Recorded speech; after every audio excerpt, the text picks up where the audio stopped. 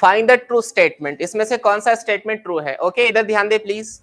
Ohm's law is applicable to all conductors of electricity. Ohm's law सभी conductors पर, जो electricity के conductor उन पर अप्लाई होता है। क्या ये स्टेटमेंट सही है? तो शायद आपको पता नहीं होगा, ये सब पर अप्लाई नहीं होता है। सेमीकंडक्टर्स के कुछ मटेरियल कंडक्टर की तरह बिहेव करते हैं under certain condition, but they don't follow Ohm's law. वो ओहम्स लॉ को फॉलो नहीं करते। तो सारे कंडक्टर्स ओहम्स लॉ को फॉलो नहीं करते हैं। इन एन इलेक्ट्रोलाइट, इलेक्ट्रोलाइट मतलब क्या? वो सोल्यूशन जो कि इलेक्ट्रिसिटी कंडक्ट करता है। जैसे बैटरी के अंदर हमारा जो पानी होता है ना, वो इलेक्ट्रोलाइट कहलाया जाता है। in an electrolyte solution the electric current is mainly due to movement of electron। वहां पे movement of electron की वजह से करंट फॉर्म होता है, करंट वहां से फ्लो होता है। क्या इलेक्ट्रॉन की वजह से फ्लो होता है? शायद आपने ना 10th के अंदर वो बैटरी या सेल का रिएक्शन पढ़ा होगा। तो यहाँ पे कुछ हाइड्रोजन होते हैं, यहाँ क्लोरीन गैस लिबरेट होती है, तो यहाँ से chlorine atom physically chlorine ion बनकर यहाँ से यहाँ मूव होते हैं, और यहाँ पे हाइड्रोजन डिपॉजिट होने लगता है। कुछ ऐसे रिएक्शंस आपने पढ़े होंगे।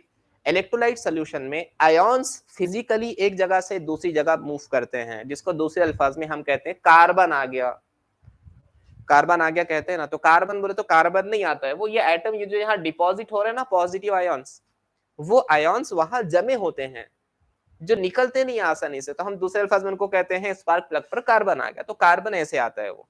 तो यहाँ पे करंट एक जगह से दूसरी जगह फ्लो हुआ इलेक्ट्रॉन की वजह से नहीं, आयन्स के भागने की वजह से। यहाँ पॉजिटिव चार्ज प्लेट है, वहां नेगेटिव चार्ज प्लेट है, तो आयन खुद फिजिकली यहाँ से वहां भाग के जाता है, इलेक्ट्रॉन नहीं जाता। और कंडक्टर में क्या होता है? एटम मूव होता है कि यहाँ से यहाँ नहीं, एटम इलेक्ट्रॉन को मूव करवाता है। ठीक है ना। मान लीजिए आप दावत के अंदर गए हैं, तो लड़कियों का तो मुझे पता नहीं, अपने लड़के लोगों का तो सिंपल फंडा है। तो देर एक जगह होती है, खाना एक जगह होता है। तो हम पहले खाना खिलाते हैं, बाद में खाना खाते हैं। तो होता क्या है, देर से इलेक्ट्रॉन को आपको सब तक पहुंचाना है।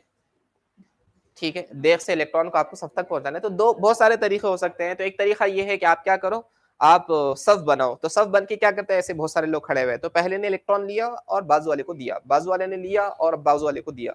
तो ये एटम उसी जगह है, ये इलेक्ट्रॉन मूव कर रहा है। Are you getting me?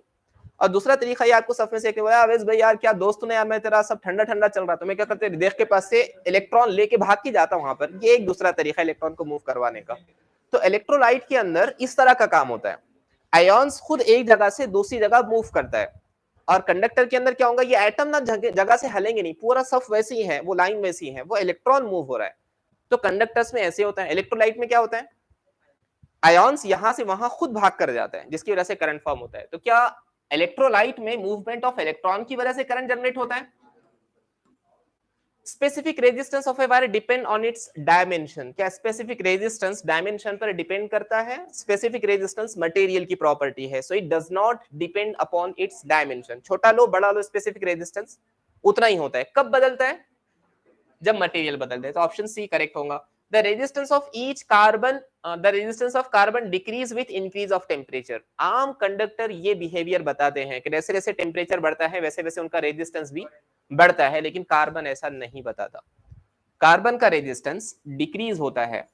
The resistance of carbon decrease with increase of temperature. जैसे जैसे टेम्परेचर बढ़ता है वैसे वैसे आम कंडक्टर का रेजिस्टेंस भी बढ़ता है, लेकिन कार्बन का कम होता है। कार्बन सेमीकंडक्टर की कैटेगरी में आता है, ये हम सेमीकंडक्टर्स के अंदर देखेंगे। सेमीकंडक्टर के अंदर नेगेटिव टेम्परेचर कोएफिशिएंट होता है। अल्फा की जो वैल्यू होती है ना, कंडक्टर के लिए पॉजिटिव होती है, सेमीकंडक्टर के लिए अल्फा का वैल्यू नेगेटिव होता है। इसलिए जैसे जैसे टेम्परेचर बढ़ता है वैसे वैसे उनका रेजिस्टेंस घटता है। और यहाँ उसने the resistance of carbon decrease with increase of temperature, तो स्टेटमेंट भी सही है। सॉरी सी इनकरेक्ट है ना, हाँ sorry sorry sorry, C is incorrect. मैंने इनकरेक्ट कहा भी है उसको, वहां करेक्ट कर लिया गावड़ो साहब। So option D should be correct one. ये समझ गया?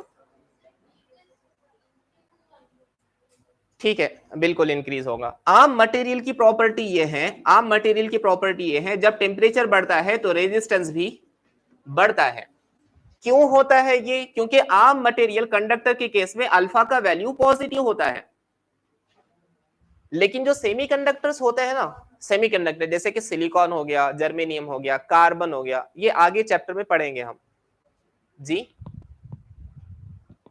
मतलब एक्चुअली इसका मेरे पास कोई और एक्सप्लेनेशन नहीं है लॉजिकल। ये अल्फा का वैल्यू उनमें नेगेटिव होता है, वो नेगेटिव कैसे होता है तो मुझे बैंड थ्योरी एक्सप्लेन करना पड़ेगा। कंडक्शन बैंड में, वैलेंस बैंड के अंदर इलेक्ट्रॉन कैसे जाते हैं, तो अभी शायद आप लोग उसके लिए थोड़ा वेट कर लें। अभी आपके लिए इतना काफी है कि कार्बन के लिए अल्फा का वैल्यू नेगेटिव होता है, नेगेटिव होने की वजह से टेम्परेचर बढ़ता है तो रेजिस्टेंस की वैल्यू इंक्रीज ना होते हुए डिक्रीज होती है। तो बहुत ज्यादा टेम्परेचर पे, तो एक पर्टिकुलर टेम्परेचर के ऊपर उसका रेजिस्टेंस इतना कम हो जाता है कि कुछ बचता ही नहीं है।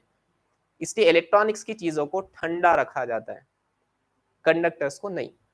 कंडक्टर के केस में उल्टा चीज